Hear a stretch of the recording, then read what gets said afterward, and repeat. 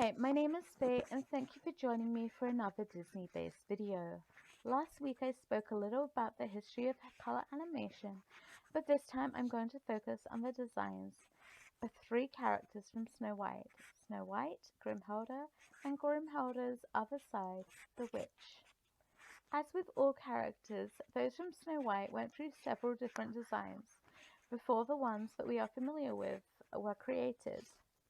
Before the movies, Snow White was a classic story which Disney drew inspiration from. This was common for a lot of their movies.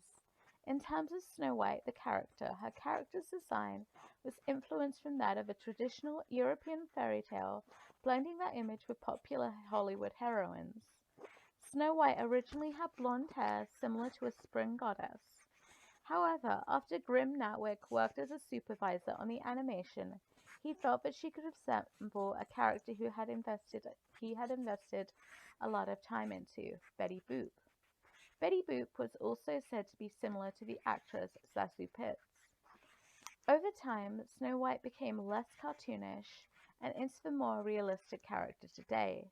Snow White's head was actually designed to be a little bigger than normal though, since it changed how she appeared next to the dwarves. When Snow White was given black hair, the animation department thought it was too unnatural, and in the animation there were wisps of light grey hair over the top of each cell. In order to draw Snow White, Marge Champion was used as a live-action reference for Snow White, in which the artists were able to sketch her. The next character to be discussed is Queen Grimhilda, or the Evil Queen. For her appearance and design, it changed quite a lot through the development of the movie. At first, the Queen was drawn as a fat and frumpy character, similar to that of the Silly Symphonies characters. When Albert Herter led the animators to do a more realistic style, the Queen was changed to who she is today, beautiful, regal, cold, and sinister. The Queen was said to have become similar to an ancient European Verge, which was a symbol of not only charm and elegance, but also decadence and self-destruction. The Queen's clothing has been rumored to have been influenced by the actress Helen Gahagan, who acted in the 1935 film. Surprisingly, the Queen's face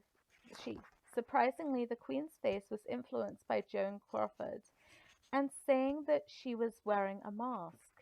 This is a symbolic because of how she turns into the witch.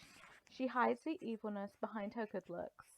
The clothing might also have been influenced by that of the statue at the Nuremberg Cathedral. In the Queen's other appearance as the witch, this is to resemble hags in illustrations in fairy tales such as Hansel and Gretel. One of the biggest fears about the design of the witch was that they would be more amusing than intimidating. When illustrators were sketching the witch, they would draw actors John Brody and Maroney Olson dressed in drag, which means that the witch has certain masculine elements. In the scene where the witch rows a boat from the catacombs underneath the castle shows the influence in an illustration by Gustave Doré for Dante's Inferno. Learning about all these influences were extremely entertaining for me. I do have to thank the Disney Fandom Wiki for giving me all of this information. I would love to continue to look at other characters' designs and the inspiration for those. Next week, I want to take a look at some of the backstage jobs that are behind the animated movies. I want to thank you for looking at this video and hope you all have a good day and stay safe.